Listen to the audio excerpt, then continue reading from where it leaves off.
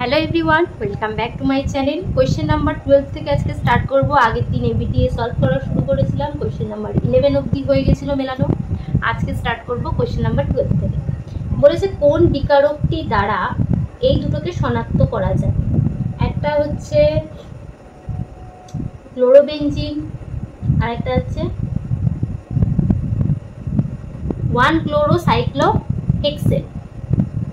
ঠিক আছে, এই দুটোর মধ্যে আমরা কোনটার সাহায্যে পার্থক্য করতে পারবো। তাহলে অপশানগুলো কি কি আছে চলো একটু দেখে নিই। সবার ফার্স্টে আছে AgNH3 2OH। অপশান বিতে আছে LiAlH4। অপশান সিতে আছে জলীয় AgNO3 আর অপশান ডিতে আছে FeCl2। এই হচ্ছে চারটে অপশন, কোনটার সাহায্যে তোমরা এই দুটোকে পার্থক্য করতে পারবে। একটা কি দেওয়া আছে ক্লোরোবেনজিন আর একটা দেওয়া আছে 1-ক্লোরোসাইক্লোহেক্সেন। ঠিক আছে, সবার ফার্স্টে যেটা তোমরা দেখতে পাচ্ছ AgNH3 2OH, এটা কি? এটা হচ্ছে টোলেন্স বিকারক। টোলেন্স বিকারকের কাজ হচ্ছে যে কোনো কার্বনিল গ্রুপটাকে রিডিউস করা। তো এখানে তো কার্বনিল গ্রুপ নেই, তো অপশন এ তো হবে না। অপশান বি, এটা একটা রিডিউসিং এজেন্ট হিসাবে কাজ করে। ঠিক আছে, LiAlH4 এর প্রচুর রিয়াকশন তোমরা ক্লাস 12-এ পড়েছো, যেটা রিডিউসিং এজেন্ট হিসাবে কাজ করে। হাইড্রোজেন এখান থেকে কি হয় Li প্লাস আর AlH4- তৈরি হয়। সেই এখান থেকে আবার একটা হাইড্রোজেন বেরিয়ে গিয়ে কি তৈরি হয় AlH3 আর H- এটা তৈরি হয় এই দুটোর থেকে। সেই H- হাইড্রাইডটা গিয়ে কোনো কার্বনিল গ্রুপে অ্যাটাক করে, দেন সেখান থেকে আমরা অ্যালকোহল পেতে পারি। ঠিক আছে, এরকম রিডিউসিং এজেন্ট হিসেবে কাজ করে, এটারও রিয়াকশন হয়, কিন্তু এই দুটোর ক্ষেত্রে ইউজ হয় না, তো হবে না। নেক্সট আছে জলীয় AgNO3, এটা হবে আমাদের সঠিক উত্তর। আশা করি তোমরা দেখেও বুঝতে পারছো কিছুটা, যে AgCl এর কি হবে, একটা প্রেসিপিটেট একটার মধ্যে ফেলবে আরেকটার মধ্যে ফেলবে, সেটার থ্রু আমরা বুঝতে পারবো যে আমাদের রিয়াকশনটা হচ্ছে নাকি হচ্ছে না। যখন আমরা এইটার সাথে আমরা AgCl এর বিক্রিয়া করব, AgNO3 জলীয় AgNO3 বিক্রিয়া করব, তখন আমরা একটা সাদা পদক্ষেপ পাবো বা হলুদ পদক্ষেপ পাবো। ঠিক আছে, আর যখন আমরা এর সঙ্গে AgNO3 বিক্রিয়া করব, তখন আমরা এরকম কোনো পদক্ষেপ পাবো না, যেটা থ্রু আমরা এই দুটোর মধ্যে কিন্তু পার্থক্য করতে পারি। ঠিক আছে, তাহলে আমাদের সঠিক উত্তর কি হবে অপশান সি। আর অপশান ডিও দেখার দরকার নেই, FeCl2 আমাদের সেরকম কোনো কাছে লাগে না। নেক্সট, তাহলে পরবর্তী প্রশ্নে যাব। Question number 13। কোয়েশ্চেন নাম্বার 13 কি বলেছে তোমরা স্ক্রিনেও দেখতে পাবে। সর্বনিম্ন আণবিক ওজন বিশিষ্ট আলোক সক্রিয় অ্যালকোহল কোনটি? একটা ভালো কোয়েশ্চেন। তো তার জন্য আমাদের কি করতে হবে, সবকটারই কিন্তু একটু ছোট্ট করে স্ট্রাকচারে কিনতে হবে। কোয়েশ্চেন নাম্বার কত এটা? 13। ইথানল আছে, CH3CH2OH আছে। অপশান বিতে কি আছে? প্রোপান-2-অল। তাহলে আমাদের প্রোপান-2-অল আঁকতে হবে। প্রোপ বলেছে তাই 3টে কার্বন লিখলাম, 2 পজিশনে অল মানে অ্যালকোহল আছে। এবার জাস্ট আমরা হাইড্রোজেন দিয়ে ফিল আপ করে নেব, তাহলে প্রোপান-2-অল পেয়ে গেলাম। অপশান কোথায় গেল? সি বলেছে মিথানল, CH3OH। আর অপশান ডি বলেছে বিউটান-2-অল, তার মানে বিউট বলেছে, তার মানে 4টে কার্বন আঁকতে হবে, 2 পজিশনে অল বলেছে, ব্যাস বাকিগুলো হাইড্রোজেন দিয়ে ফিল আপ হবে। এই 4টের মধ্যে বলেছে কোনটা আলোক সক্রিয় অ্যালকোহল, অপ্রতিসম অবশ্যই, সর্বনিম্ন আণবিক ওজন বিশিষ্ট আলোক সক্রিয়। এবার প্রত্যেকটা এখানে কার্বন এগুলো সব দেখো প্রতিসম কার্বন। প্রতিসমটা আর অপ্রতিসমটা কি অনেকবার বলেছে, একবার ছোট্ট করে একবার বলে দিচ্ছি। যেখানে যে কার্বনের 4টে আলাদা আলাদা অ্যাটমের সঙ্গে যুক্ত থাকে সেটাকে বলা হয় অপ্রতিসম, আর একই অ্যাটমের সাথে যুক্ত থাকলে বা দুটো একই রকম অ্যাটম থাকলেও সেটাকে আমরা কি বলবো প্রতিসম কার্বন। আর এখানেও দেখো এই CH3 আর এই CH3 এই দুটো কিন্তু সেম, এটাও কি হবে প্রতিসম কার্বনই আছে। এই কার্বনটা কি আছে প্রতিসম কার্বনই আছে, বাকিগুলো তো আছেই, এই মাঝের কার্বনটাও প্রতিসম কার্বন, এটাও তাই প্রতিসম কার্বন। দেখতেই পাচ্ছ, এটা রাইট কেন দিলাম। আর এইখানে দেখো এই 4টে গ্রুপ আলাদা আছে, একটা আছে এখানে একটু ভেঙে লিখি, একটা আছে হাইড্রোজেন, একটা CH3, একটা OH আর একটা E2।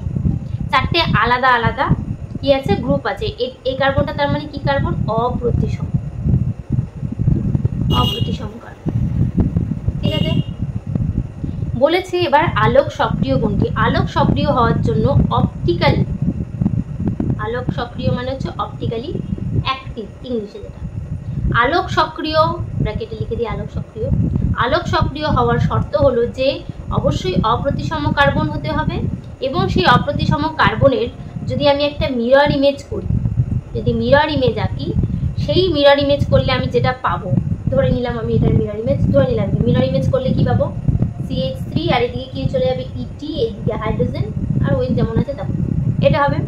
তাহলে এটার মিরর ইমেজ যেটা পাচ্ছি সেটা কি একে অপরকে সুপার ইম্পোজ করছে? এটা হচ্ছে প্রশ্ন। যেহেতু আলোক সক্রিয় বলেছে, আলোক সক্রিয় হওয়ার শর্ত হচ্ছে যে সেখানে কিন্তু অবশ্যই নন সুপার ইম্পোজেবল হতে হবে। মানে নন সুপার ইম্পোজেবলের বাংলা হচ্ছে উপরিপাতযোগ্য, সুপার ইম্পোজেবল। মানে এই যে আমি মিরর ইমেজটা আঁকলাম সেটা কিন্তু উপরিপাতযোগ্য হলে হবে না, উপরিপাতযোগ্য হওয়া যাবে না। এবার তুমি দেখো এটার মিরর ইমেজ আমি এরকম আঁকলাম, এবার এই দুটো কি একে অপরের ওপর উপরিপাতযোগ্য হচ্ছে? সেটা কিন্তু হচ্ছে না। এবং এটাকে যদি আমি 180 ডিগ্রি ঘুরিয়েও দিই সেক্ষেত্রেও কিন্তু আমি উপরিপাতযোগ্য কোনো কিছু পাবো না। ঠিক আছে, তো সেই কারণে অপশান ডি হবে আমাদের সঠিক উত্তর।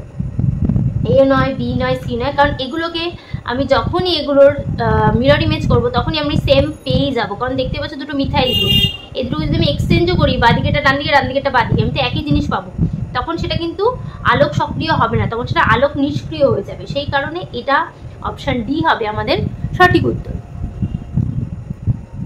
তোমরা যদি চাও তো আমি এটা করেও দিতে পারি, যে এটাকে 180 ডিগ্রি যদি আমি ঘোরাই তাহলে আমরা কি পাবো? এটা কিন্তু ফিশার প্রজেকশন, এটার নাম কি? Fischer projection. আর ফিশার প্রজেকশনের কিন্তু একটা নিয়ম আছে যে এটাকে তুমি প্লেন বরাবর ঘোরাতে হবে, এবং ঘোরালে কি হবে? 4টে অ্যাটমই কিন্তু ঘুরবে, মানে এটা পাওয়া যাবে। এটাকে যদি আমি 180 ডিগ্রি রোটেট করি তাহলে কিন্তু আমি এটা পাবো, আর যেটা কিন্তু একদম সুপার ইম্পোজ কিন্তু করবে না। তো সেই কারণে অপশান ডি কিন্তু আমাদের সঠিক উত্তর হয়ে যায়। তাই তোমাদের আলোক সক্রিয় হওয়ার শর্তটা আমি আরেকবার রিপিট করে দিচ্ছি। প্রথমত তো উপরিপাতযোগ্য হলে হবে না, এটা ক্রস করতে হবে, অবশ্যই নন সুপার ইম্পোজেবল যদিও লিখে দিয়েছি, উপরিপাতযোগ্য হবে না। ঠিক আছে, এবং অপ্রতিসম অবশ্যই কার্বন থাকতে হবে। তার রিজনটা খুব ক্লিয়ার, যদি প্রতিসম কার্বন হয় তাহলে তো আমরা সুপার ইম্পোজ করেই যাবে, উপরিপাতযোগ্য হয়ে যাবে। উপরিপাতযোগ্য হবে না আলোক সক্রিয় হওয়ার শর্ত। এবং যে তুমি মিরর ইমেজটা করবে, এটা তো মেইন আমাদের মলিকুলটা, সেই মলিকুলটার মিরর ইমেজ করার পর সেটাকে যদি আমি 180 ডিগ্রি ঘোরাই, তারপরেও যদি এটা নন সুপার ইম্পোজেবল হয় তবে কিন্তু সেটা অপটিক্যালি অ্যাক্টিভ হবে। আর যদি দেখতে পাই ধরো এটাকে আমি 180 ডিগ্রি ঘোরানোর পর এমন একটা কম্পাউন্ড পেলাম, মলিকুল পেলাম যেটা এটার সাথে ম্যাচ করে গেল, তাহলে কিন্তু সেটা অপটিক্যালি আর অ্যাক্টিভ থাকবে না, সেটা কি হয়ে যাবে? Optically inactive. আশা করি বোঝাতে পারলাম। তবুও কোনো প্রশ্ন থাকলে কমেন্ট করো। নেক্সট কোয়েশ্চেন নাম্বার 14-এ যাবো আমরা। কোয়েশ্চেন নাম্বার 14 কি বলেছে? যৌগগুলির আম্লিকতা, অ্যাসিডিটি টপিকটা কিন্তু ভীষণ ইম্পর্টেন্ট তোমাদের ক্লাস 12-এর জন্য। অবশ্যই তোমরা অ্যাসিডিটির পার্টটা কিন্তু ভালো করে প্র্যাকটিস করবে। আর যাদের অ্যাসিডিটি নিয়ে খুব প্রবলেম হয় তারা অবশ্যই আমার ভিডিও দেখবে, কারণ অ্যাসিডিটি কিন্তু আমি খুব ভালো করে, আমি প্রত্যেকটা কোয়েশ্চেনে কিন্তু খুব সুন্দর করে আলোচনা করে দিয়েছি। হ্যালো অ্যাডিন যে পার্টটা আছে বা হ্যালো অ্যালকেন, হ্যালো অ্যাডিনের যে পার্টটা আছে সেখানে কিন্তু খুব সুন্দরভাবে ডিসকাস করা হয়েছে। যাই হোক, এতে আছে CH3OH, বিতে আছে CH3 মানে টার্ট বিউটাইল অ্যালকোহল আছে। ঠিক আছে, সিতে কি আছে? মোবাইল দেখে করানোটা আমার কাছে একটু মানে একদমই ডিফিকাল্ট একটু ব্যাপার, কারণ হচ্ছে আমি এই একটা অপশান লিখি, তো লেখার পর যখনই আরেকটা অপশান লিখতে যাই তখনই আবার কোয়েশ্চেনটা খুঁজি যে কোথায় গেল। এটাই হচ্ছে সমস্যা, আর কোনো সমস্যা একটু বন্ডই দিই। আর অপশান নয়, এগুলো কিন্তু ABCD করে লেখা আছে। আরেকটা আছে প্যারানাইট্রোফেনল। এটা খুব সহজ একটা প্রশ্ন। দেখো আমি আগেও বহুবার বলেছি যে -I এফেক্ট যুক্ত গ্রুপ যেখানে থাকবে সেইখানে কিন্তু সেটার অ্যাসিডিটি সবচেয়ে বেশি হবে, কারণ ও ইলেকট্রনগুলোকে নিজের দিকে টানতে পারছে, যার কারণে এই হাইড্রোজেন থেকে এই OH থেকে এই হাইড্রোজেনটা বেরোনোটা ইজি হয়ে যাচ্ছে, যার কারণে অ্যাসিডিটি কি হচ্ছে যে H+টা কিন্তু বেরিয়ে যেতে পারছে, তাই জন্য E এর কি হবে সবচেয়ে বেশি হবে। এটা তো ভীষণ সহজ ব্যাপার, কারণ আমাদের আম্লিকতা বৃদ্ধির ক্রমের যে মেইন ক্রাইটেরিয়া সেটা হচ্ছে যে যেখানে হাইড্রোজেনটা খুব তাড়াতাড়ি বেরিয়ে যেতে পারে। তাহলে একমাত্র দেখো এইগুলোর মধ্যে শুধুমাত্র NO2 এই গ্রুপটাই কিন্তু -I এফেক্ট যুক্ত একটা গ্রুপ অ্যাটাচ আছে, তাই E অবভিয়াসলি ফার্স্টে যাবে। এবার চলো আমরা অপশানগুলোতে দেখে নিই কোনোটাতে কি E প্রথমে আছে, কারণ না হলে বাকি অপশানগুলোকে আমরা এলিমিনেট করে দেবো। অপশান A তে আছে E greater than C greater than D greater than A greater than B, এবং অপশান C তে আছে E greater than D greater than C greater than B greater than A। ঠিক আছে, তাহলে বাকিগুলোতে কিন্তু C আছে আর D আছে, সেগুলো আমাদের উত্তর হবেই না, এই দুটোর মধ্যে একটা হবে। এবার কোনটা হবে আমাদের জানতে হবে, Eটা তো সবার আগে হবে, এটা আমাদের কাছে ক্লিয়ার। তাহলে এরপরে কি C হবে নাকি D হবে? C আর D এর মধ্যে সবসময় সবারই একটা কনফিউজড হয়, কারণ OMe গ্রুপটাও কিন্তু -I এফেক্ট যুক্ত গ্রুপ, OMe গ্রুপটা, তাই না? কিন্তু এর সঙ্গে সঙ্গে কি আছে, +R এফেক্টও আছে, যেটা কিন্তু এই -I এফেক্টটাকে ওভারকাম করে ফেলছে। তো সেই কারণে ফেনলের কি হয় বেশি হয়ে যায়, তাই জন্য আমাদের সঠিক উত্তর হয়ে যাবে অপশন A। ঠিক আছে, কারণটা আমি আরও একবার রিপিট করে দিই, এই গ্রুপটার -I এফেক্টও আছে, সঙ্গে +R এফেক্টও আছে। -I এফেক্টের গ্রুপ -I এফেক্টটাকে কি করবে, +R এফেক্ট কিন্তু ওভারকাম করবে, যার কারণে কি হচ্ছে, এ কি করছে, এর তো অক্সিজেনের লোন পেয়ার রয়েছে, সে কি করবে এই রিংয়ের মধ্যে ইলেকট্রন দেবে, যার কারণে এই OHটার সঙ্গেও কি এই রিংটার সাথে রেজোনেন্স করবে, এবং এই OHটা কিন্তু সহজে আর বেরোতে পারবে না। কিন্তু এখানে এরকম কোনো গ্রুপ অ্যাটাচ নেই, সেই কারণে C এর অ্যাসিডিটি কিন্তু বেশি হবে, এখান থেকে H+টা খুব সহজেই বেরিয়ে যেতে পারবে, কিন্তু অপশান ডিতে মানে D নাম্বারের থেকে কিন্তু সেটা হবে না, তাই জন্য অপশান A হবে আমাদের সঠিক উত্তর, অপশান C কিন্তু নয়। এবার একটু বাকিগুলো তোমাদের আলোচনা করে দেওয়া যাক। C এর পর অবভিয়াসলি তাহলে D হবে, এবার D এর পর A হবে নাকি B হবে? এখানে এইগুলোর কি আছে, +I এফেক্ট আছে CH3 গ্রুপের, তাহলে +I এফেক্ট করছে, ইলেকট্রন ফেলছে, ইলেকট্রন ফেলার কারণে এর হাইড্রোজেনটার এই OH বন্ধনের ইলেকট্রন ঘনত্ব কি হচ্ছে, বৃদ্ধি পাচ্ছে, যার কারণে এই হাইড্রোজেনটা কিন্তু ইজিলি বেরোতে পারছে না, কিন্তু এটার ক্ষেত্রে একটা মিথাইল গ্রুপ ঠেলছে, তাই এখান থেকে হাইড্রোজেনটা ইজিলি বেরিয়ে যেতে পারছে। তো সেই কারণে কি হয়, অপশান বলছি নাম্বার A আগে যায় দেন B যায়। ঠিক আছে, বোঝাতে পারলাম আশা করি। এবার যদি এগুলোর পিকে ভ্যালু বলা হয়, তো সেগুলোর পিকে ভ্যালুগুলো তোমাদেরকে একটুখানি বলে দিই। এটার হয় 7.15, করাতে করাতে আমাদের মুখস্থ হয়ে গেছে, কারণ প্রচুর বার এটা কিন্তু রিপিট হয়েছে। আর এটার হয় 10.2, এটাও প্রচুর বার ছিল। আর একটা ফেনল, সেটাও প্রচুর বার ছিল, এটা হয় 9.98। আর এইগুলোর ভ্যালু হয়, বি এর হয় 18 আর এর হয় 15.5। ঠিক আছে, আর যার পিকে এর ভ্যালু যত কম তার অ্যাসিডিটি তত বেশি, যার পিকে এর ভ্যালু যত কম অ্যাসিডিটি তত বেশি। এবার তুমি বলবে যে পিকে এর ভ্যালু জেনে আমি কি করবো, আমার তো পিকে এর ভ্যালু কোথাওই লাগবে না, আমার মনে রাখাও সম্ভব না। কিন্তু প্র্যাকটিস করতে করতে একটা টাইমে দেখবে এই 3-4টে ভ্যালু কিন্তু মনে থেকেই যাবে। যাই হোক, পরবর্তী প্রশ্নে যাবো আমরা। কোয়েশ্চেন নাম্বার 15 বলেছে যে, কোথায় গেল, আবার হারিয়ে গেল, ফেনলের সঙ্গে কার বিক্রিয়ায় কি উৎপন্ন হয়? আচ্ছা, কোথায় গেল, আবার অপশানটা আমার কিন্তু হারিয়ে গেল, কোথায় গেল, 15 নম্বর কোয়েশ্চেন। আচ্ছা, ফেনলের সঙ্গে পেয়েছি, ফেনলের সঙ্গে আমি একটু কোয়েশ্চেনটা লিখে নিয়ে আগে। ফেনলের সঙ্গে এক্স বিক্রিয়া করবে, ওয়াই এর প্রেজেন্সে উৎপন্ন হবে প্যারামিথাইল ফেনল, আর একটা আছে অর্থোমিথাইল ফেনল, এই দুটো উৎপন্ন হবে বলে দিয়েছে। ঠিক আছে, তাহলে অপশন এ কি আছে আমাদের? অপশন এ আছে হ্যালোজিনেশন, এবং সেটার মধ্যে আছে CH3Cl, LCl3। প্রথম কথা তো অপশন এ হবে না, তার সবচেয়ে বড় রিজন হচ্ছে হ্যালোজিনেশনে এগুলো ইউজ করা হয় না, এটা নয়। ঠিক আছে, নেক্সট অপশন বি কি বলেছে? ফ্রিডেল-ক্রাফটস বিক্রিয়া, যেখানে CH3Cl হচ্ছে X আর অনাত্র AlCl3 হচ্ছে Y। এটাই আমাদের সঠিক উত্তর হবে, ফ্রিডেল-ক্রাফটস বিক্রিয়া। এখানে একটা জিনিস বাকি অপশনগুলোতে যেটা আছে আমি দেখতে পাচ্ছি, পরেরটা কিন্তু বলেছে ফ্রিডেল ক্রাফট বিক্রিয়াই সব কিছুই সেম আছে, শুধু বলেছে AlCl3 আর হচ্ছে CH3Cl, মানে অনাদ্র কথাটা এখানে লেখা নেই অপশন সিতে, তাই জন্য কিন্তু এটা হবে না, কারণ অনাদ্র হতেই হবে। যদি অনাদ্র না হয় তাহলে ইন প্রেজেন্স অফ ওয়াটার এটা কিন্তু AlOH3 তে কনভার্ট হয়ে যায়, যার কারণে বিক্রিয়াটা কিন্তু হতে পারবে না, তাই অনাদ্র কিন্তু AlCl3 হতেই হবে। ঠিক আছে, নেক্সট পরবর্তী কোশ্চেনে যাব। কোশ্চেন নাম্বার 16, সুক্রোজ হলো ড্যাশ ও ড্যাশ। খুব সহজ কোশ্চেন আর ভীষণ কমন কোশ্চেন, প্রচুরবার তোমরা এই কোশ্চেনগুলো দেখতে পাবে। সেটা হচ্ছে 16টা অপশন এ বলেছে সুক্রোজ,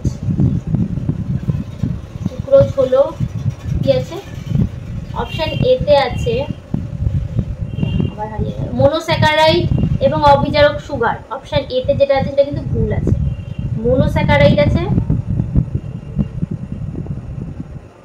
আর বলছে অবিজারক সুগার, সেটা কিন্তু ঠিক নয়। ঠিক আছে, অপশন বি সুক্রোজ হলো মনোস্যাকারাইড এবং বিজারক সুগার। ঠিক আছে, বিজারকটা লিখে দিই, এটাও ভুল। কোথায় গেল নেক্সট, অপশন সি বলেছে, অপশন সি কোথায় গেল, শুরু শুরু শুরু, ডাইস্যাকারাইড, ডাইস্যাকারাইড এবং অবিজারক সুগার, ডাইস্যাকারাইড প্লাস অবিজারক সুগার, এই কথাটা কিন্তু সত্য। এবার একটু বলে দিই যে জিনিসটা কি, সুক্রোজ মানে চিনি, C12H22O11 হচ্ছে এর সংকেত, এবং সুক্রোজের ক্ষেত্রে সুক্রোজ একটা কিন্তু ডাইস্যাকারাইড, এবং অবিজারক সুগার এই জিনিসটা কি, অবিজারক সুগার মানে হচ্ছে যে সুক্রোজ যেটা দিয়ে তৈরি হয়েছে, মানে গ্লুকোজ এবং ফ্রুক্টোজ এই দুটো দিয়ে তো তৈরি, সেই জন্য এটা কি ডাইস্যাকারাইড, ফ্রুক্টোজ। তো এই দুটোর কিন্তু কার্বনিল গ্রুপগুলো জুড়ে গিয়ে এটা তৈরি হয়, যার কারণে এটা হচ্ছে একটা অবিজারক সুগার এবং disaccharide, not monosaccharide. Okay, next পরবর্তী কোশ্চেনে যাব। কোশ্চেন নাম্বার 17, কোশ্চেন নাম্বার 17 বলেছে একটি নিউক্লিওটাইড হলো, এটাও ভীষণ কমন কোশ্চেন আর ভীষণ ইজিও সঙ্গে সঙ্গে কোশ্চেনটা। কোশ্চেন নাম্বার 17 বলেছে একটি নিউক্লিওটাইড হলো, অপশন এতে বলেছে বেস প্লাস সুগার, ভুল। অপশন বি কি বলেছে, বেস প্লাস ফসফেট, এটাও অবভিয়াসলি ভুল। অপশন সি বলেছে সুগার প্লাস ফসফেট, এটাও ভুল। অপশন ডি বলেছে base plus sugar plus phosphate, এটা কিন্তু ঠিক, কারণ আমরা জানি যে নিউক্লিওটাইড বেস, সুগার এবং ফসফেট এরকমও লেখা থাকতে পারে, বেস প্লাস শর্করা, বেস না সরি ক্ষার, বাংলাতেও লেখা থাকতে পারে, তাই বলছি ক্ষার প্লাস শর্করা যোগ ফসফেট, এটাও কিন্তু সঠিক উত্তর। তো এটাও লেখা থাকতে পারে, এই তিনটে জিনিস দিয়ে কিন্তু নিউক্লিওটাইড তৈরি হয়। ঠিক আছে, তাই সঠিক উত্তর হবে অপশন ডি। নেক্সট পরবর্তী কোশ্চেনে যাব। কোশ্চেন নাম্বার 18 কি বলেছে, যে ডি গ্লুকোজকে ডি অক্ষর দ্বারা বোঝানো হয় কেন? তাহলে আমরা ডি গ্লুকোজটা আগে এঁকে ফেলি, চলো, খুব সহজ আঁকা।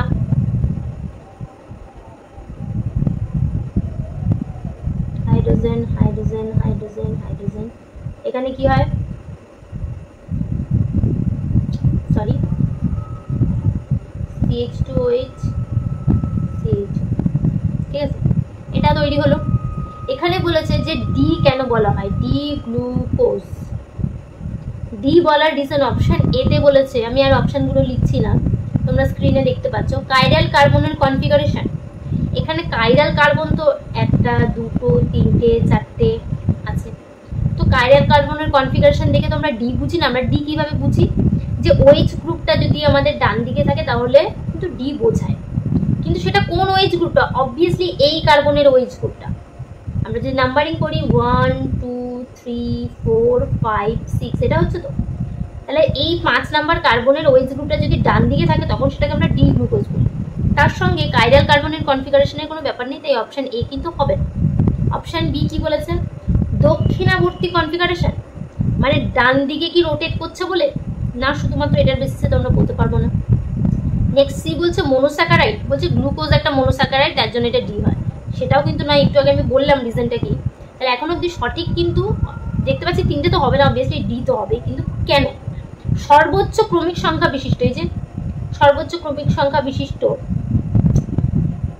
অপ্রতিসম কার্বন পরমাণুটি, সর্বোচ্চ হিসাব মতো কোনটা, এটা কিন্তু এটা কি অপ্রতিসম না, এটা কিন্তু প্রতিসম কার্বন। কেন সেটা এই ভিডিওতেই ডিসকাস করা হয়েছে, তো সেটা রিপিট করছি না। এটা কি অপ্রতিসম কার্বন, এই কার্বনটা, তাই বলেছে যে সর্বোচ্চ ক্রমিক সংখ্যা বিশিষ্ট অপ্রতিসম কার্বন পরমাণুটির কনফিগারেশনের উপর ডিপেন্ড করে, একদমই তাই।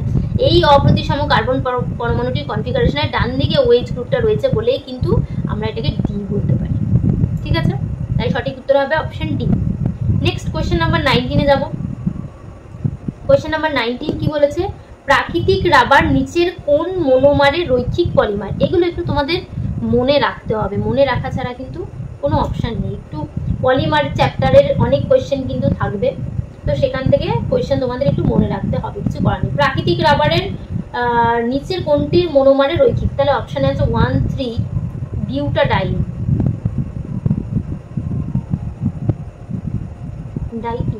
এটা হবে না। অপশন বি বলেছে 2 মিথাইল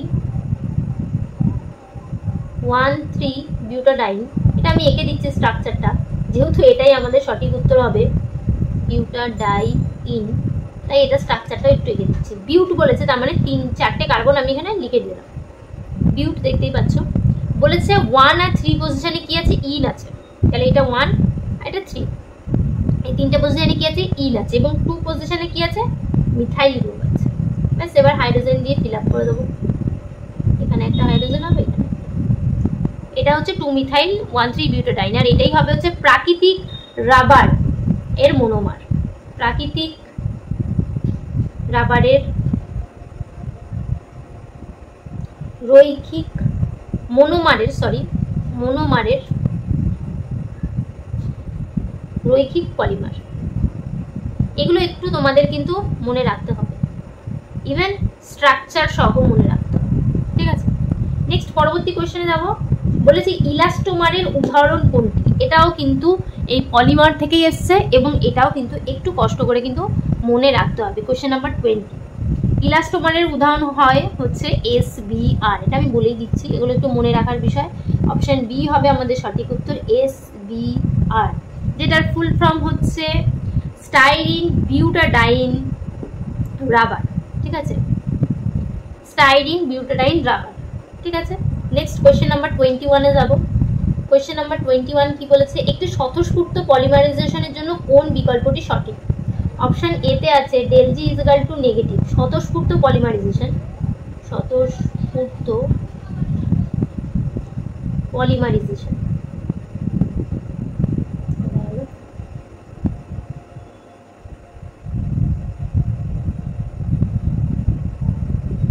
ঠিক আছে।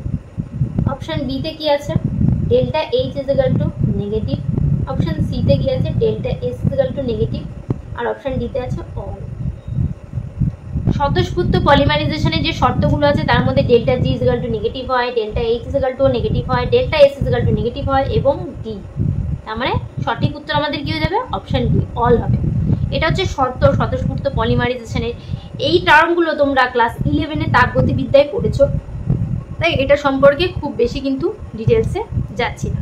এটা হচ্ছে গিবস ফ্রি এনার্জি, আর এটা হচ্ছে তাপের পরিবর্তন বলতে পারো, বা এনথ্যালপির পরিবর্তন, আর এটা হচ্ছে এন্ট্রপি। তো এগুলোর প্রত্যেকটা কিন্তু নেগেটিভ হতে হয়, সেটা কিন্তু স্বতঃস্ফূর্ত পলিমারাইজেশনের ক্রাইটেরিয়াটা ফুলফিল করে, তাই অপশান ডি হবে আমাদের সঠিক উত্তর। নেক্সট পরবর্তী কোয়েশ্চেনে যাবো। কোয়েশ্চেন নাম্বার 22, বাক্যগুলি বলেছে সঠিক ক্রমে সাজাও। বাক্যগুলো আশা করি তোমরা স্ক্রিনে দেখতে পাচ্ছ, তাই বাক্যগুলো কিন্তু আমি আর লিখছি না, ঠিক আছে। 22-এরটা আমি শুধু অপশানগুলো লিখছি যে কোনটা কি হবে। সবার ফার্স্টে যদিও না লিখে কোনো অপশান নেই, মোলারিটি মানে ক্যাপিটাল M = W, একটু ব্র্যাকেটে লিখলাম তাহলে এটা মোলারিটি বোঝাবে, M × V মানে মলিকুলার ওয়েট ইন্টু আয়তন। আর নর্মালিটি মানে capital N is equal to বলছে W by E into P. Eta মানে হচ্ছে ইকুইভ্যালেন্ট ওয়েট আর বিটা হচ্ছে ভলিউম, ডাব্লিউ হচ্ছে ওজন। অপশন 2 তে কি আছে, normality is equal to N is equal to W by E into molarity, capital M দিয়ে লিখলাম, সমান সমান এটাকে ধরে নিচ্ছে কি এক্স, এক্স ইন্টু আর এটা হচ্ছে মোলারিটি। ওকে, 3 নম্বরে কি আছে, ভি লিটার দ্রবণে, এটা লিখছি না মানে সংজ্ঞাটা দেওয়া আছে যে ভি লিটার দ্রবণে ডাব্লিউ গ্রাম দ্রাব্য দ্রবীভূত থাকলে সেই দ্রাবের আণবিক ভর ও গ্রাম তুল্যাঙ্ক যথাক্রমে এম এবং ই হয়। ঠিক আছে, সংজ্ঞা দেওয়া আছে, তাহলে অবভিয়াসলি 3 নাম্বারটা কিন্তু এক আগে যাবে, 3 নাম্বারটা হবে সবার আগে।